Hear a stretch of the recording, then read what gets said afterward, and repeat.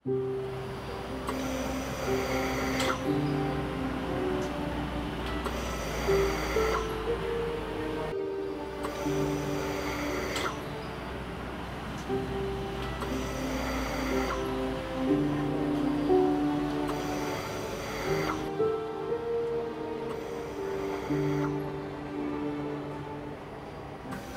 งพยาบาลทางภาคอีสานถ้าเป็นโรงพยาบาลทั่วไปสภาพที่เราเห็นเนาะตั้งแต่เปิดลิฟต์ออกมาเนี่ยคนไข้จริงๆแล้วในตึกหนึ่งจะรับคนไข้ประมาณ40ตอนนี้มี64คนพยาบาลหรือแพทย์หรือเจ้าหน้าที่ทุกคนที่เกี่ยวข้องกับการดูแลคนไข้ทุกคนได้รับการเรียนการอบรมมาหมดเลยให้ดูคนไข้ครอบคลุมทั้งกาย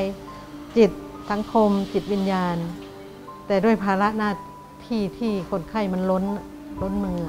พยาบาล1 คนดูแลคนไข้10 กว่าคนนั้นจะดูได้เพียงมิติเดียวคือมิติกายทำแผลฉีดยานู่นนี่หมด1 วัน1 เวรนะคะนั้นการที่เราจะได้ดูแลคนไข้ได้ครบในเรื่องของกายจิตสังคมจิตวิญญาณเราจะต้องมีคนมาช่วยเหลือดูแล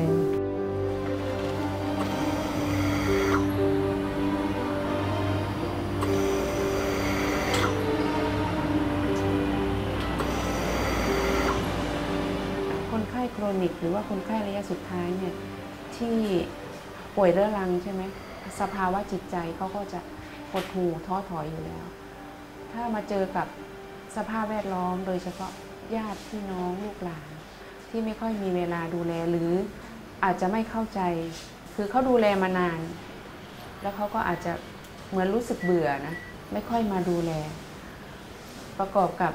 คนไข้ไม่ได้รับการเตรียมสภาพจิตใจถ้าเขาไม่ได้รับการเตรียมที่ดีเขาก็จะอยู่ในสภาพที่เหมือนหดหู่ยอมรับกับสภาพการเจ็บป่วยไม่ได้สิ่งที่เขาต้องการคือมีคนมาชี้นำว่าจะต้องดูแลอะไรบ้างบางคนเขาไม่รู้นะคะบางคนเนี่ยญาติเยอะแต่ว่าไม่รู้จะทำอะไรให้บางคนก็ไม่ได้ให้ช่วยในเรื่องของกายเรื่องปั๊มเรื่องใส่ท่อนี้ไม่ได้ให้ช่วยญาติก็ไม่รู้จะทำยังไงพากันนั่งเศร้าพากันนั่งร้องไห้รอว่าพอคนไข้หยุดหายใจปุ๊บเขาก็เศร้าโศกเสียใจมากขึ้นแค่นั้นนะคะแต่ถ้ามีพระสงฆ์หรือว่ามีจิตอาสามาคอยชี้แนะเขาว่าการที่จะรอคนไข้ที่จะเสียชีวิตเรามีวิธีการเราจะทำอย่างไรให้เขาเนี่ยสามารถที่จะเข้าใจเรื่องความเจ็บป่วยยอมรับความเจ็บป่วยและที่สำคัญที่สุดก็คือให้เขาได้เข้าใจว่าความจริงแล้วใจของเขาไม่ได้ป่วยถ้าอาจารย์มาเยี่ยมผู้ป่วยที่ใดเราเห็นผู้ป่วยนี่ใจสูงมันเป็นกำลังใจที่ดีนะนั้นการที่จะรักษาใจได้มันต้องมีขบวนการนั้นก็ขอให้คนไข้นอนอยู่ก่อนเนาะแล้วเราก็ไปคุยกับญาติแยกตัวไปคุยตรงไหนก็ได้ที่ห่างจากเตียงคนไข้สักหน่อยหนึ่งหามุมคุยกันว่าตกลงความหวังในการรักษาของคนไข้คืออะไรถ้าเขาหวังหาอย่างเดียวเท่านั้นเรื่อง palliative หรือเรื่อง end of life หรือเรื่องกิจกรรมทางศาสนาที่จะให้มีความสุขหยุดไว้ก่อนห้ามนำเสนอนะคะถ้าจะนำเสนอต้องนำเสนอในรูปแบบของนิทานหรือว่าเคสนั้นเคสนี้อะไรประมาณนั้นบ้างนิดหน่อยทั่วไปค่ะถ้าบอกว่าหมดหวังเราไม่หมดหวังเรายังมีอีก1 หวังคือหวังอย่างนี้แล้วญาติมีส่วนช่วยได้เต็มที่เต็ม100%เราก็ต้อง empower คือให้กำลังใจญาติด้วยว่าเขาสามารถทำได้เขาเท่านั้นที่จะส่งได้เราเป็นแต่เพียงผู้บอกเพราะว่าเราบอกเสร็จเราก็เดินจากไปแต่ว่าญาติเขาต้องอยู่ตลอดเขาต้องช่วยทางเจ้าหน้าที่เราก็จะไปประเมินคนไข้ก่อนว่าเขามีความต้องการที่จะนิมนต์พระมาไหมเพราะว่ามันก็จะมีอีกกรณีถ้าคนไข้ที่เขาไม่เคยเข้าวัดไม่เคยเหมือนไปทำบุญอะไรอย่างเงี้ยการที่นิมนต์พระมาเขาก็จะมองไปอีกลักษณะหนึ่ง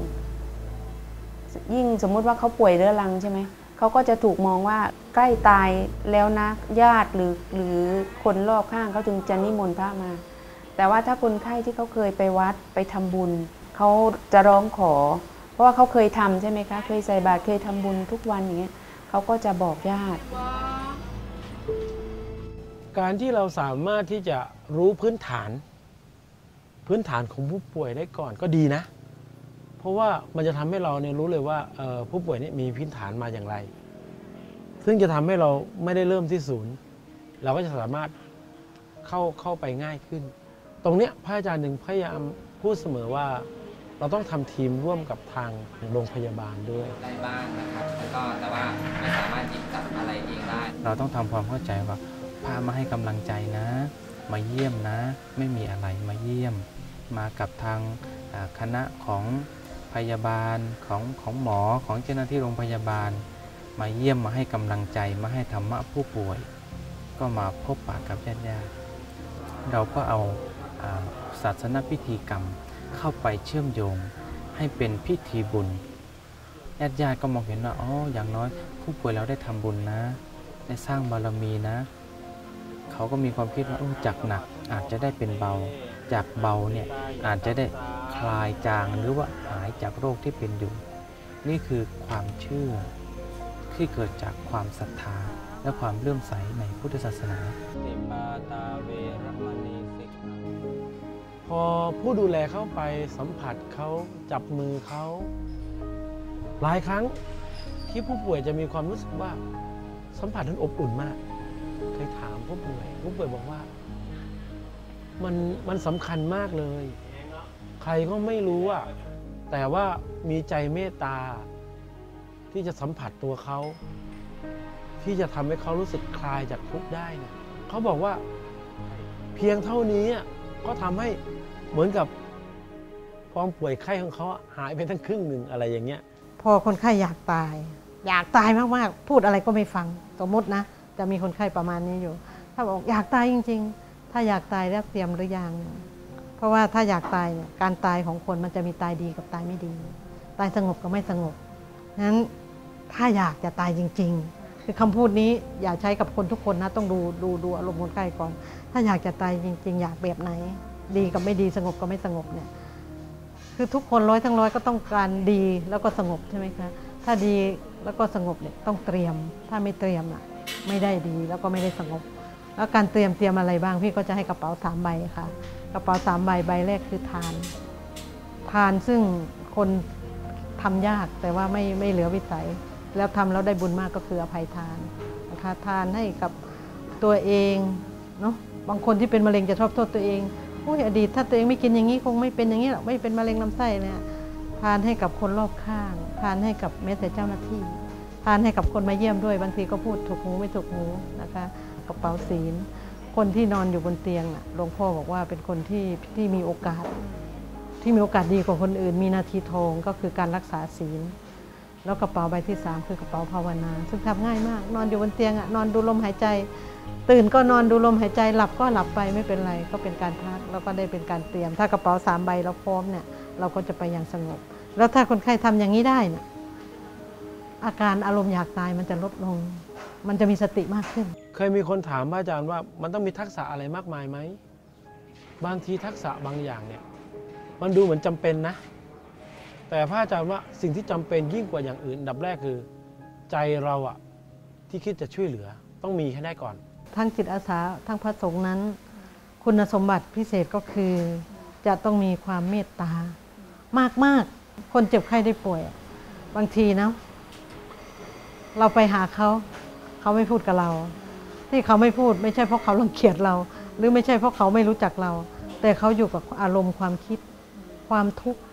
เขาอยู่กับตัวเองคืออยู่กับความทุกข์ความคิดที่มันคิดไปต่างๆนานานั้นถ้าเราไปทักทายเขาด้วยคำพูดที่อ่อนโยน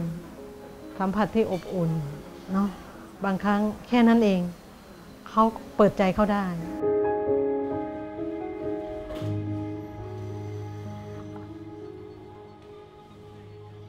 ตัวผู้จะทำงานด้านนี้เนี่ยต้องหมั่นฝึกฝนตนเองที่จะเฝ้า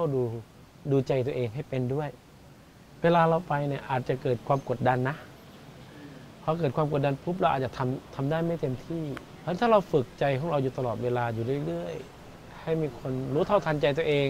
แล้วก็สลายความรู้สึกเหล่านั้นออกไปได้เราก็จะสามารถที่จะทำงานได้อย่างง่ายดายไม่เพราะพวงการไปทำนั้น อย่าหวังผลว่าสำเร็จดังใจ เราอย่าไปตั้งเป้าหมายว่าจะต้องอย่างนั้นอย่างนี้อย่างโน้นถ้าเราตั้งไว้แล้วเราจะผิดหวัง คือจริงใจในทีมและจริงใจกับคนป่วย จริงใจกับเขาจริงๆต้องมีความเพียรพยายามเขาไม่รับเยี่ยมวันนี้วันหลังเราไปเยี่ยมใหม่นี่คือคำพูดที่ทีมพาเยี่ยมจะจำไว้เสมอพี่ก็จะพูดเสมอวันนี้เราไม่เยี่ยมเขาวันนี้น่ะได้แค่นี้วันหลังเราไม่เยี่ยมใหม่ ได้พูดคุยกับพระหลายๆรูปที่เริ่มต้นทำงานเนี่ยจะมีความรู้สึกว่าเราจะทำได้จริงหรือเปล่าเราจะทำได้ไหมเราไม่ใช่ครูบาอาจารย์เอาเป็นพระใหม่คือความไม่มั่นใจตัวนี้แหละที่อุปสรรคที่สุดแต่ถ้าเขาสามารถก้าวข้ามความรู้สึกตัวนี้ได้โดยการให้โอกาสตัวเองไม่เป็นไรครั้งที่1เราก้าวเท้าแล้วมันต้องมีก้าวที่2ต่อไปมีก้าวที่3ต่อไปก้าวแรกอาจจะไม่ดีเท่าที่ควรก็ไม่เป็นไรเรามีครั้งที่2ให้แก้ไขปรับปรุงเปลี่ยนแปลงในแต่ละหมู่บ้านหรือในแต่ละตำบลน่าจะมีพระประจำตำบลนั้นเพื่อสะดวกในการเดินทางแล้วก็เข้าใจด้วยเข้าใจหัวอกหัวใจคนวัฒนธรรมเดียวกันซึ่งตอนนี้คนบางโรงพยาบาลเนี่ยต้องการพระมาร่วมด้วยในทีมพระก็อยากจะไปทำงานในโรงพยาบาลเพื่อที่จะมาเยี่ยมคนไข้ถ้ามีการจัดสรรหรือมีการจัดประชุมหรือมีโครงการอะไรที่เปิดเวทีให้พระตรงนี้กับโรงพยาบาลได้มองเห็นกันเรามองเห็นรอยยิ้มของผู้ป่วยมองเห็นญาติของผู้ป่วยมันทำให้ใจของพระเราเองเนี่ยมีความสุขไปด้วยเพราะว่าพระเราเนี่ยเราอยู่ได้เนี่ยต้องอาศัยคฤหัสถ์ออกบิณฑบาตอย่างเงี้ยฉันทุกมื้อต้องอาศัยโยมยามใดที่เราประทังชีวิตด้วยอาหารเราต้องอาศัยโยมแต่ยามใดเมื่อโยมกำลังทุกข์กำลังจะจากโลกนี้ไปเป็นวาระสุดท้ายของชีวิตเนี่ยเราควรที่จะไปให้กำลังใจควรที่จะไปร่วมดูใจแล้วก็ไปชี้ทางความสุขใจก่อนที่จะจากไป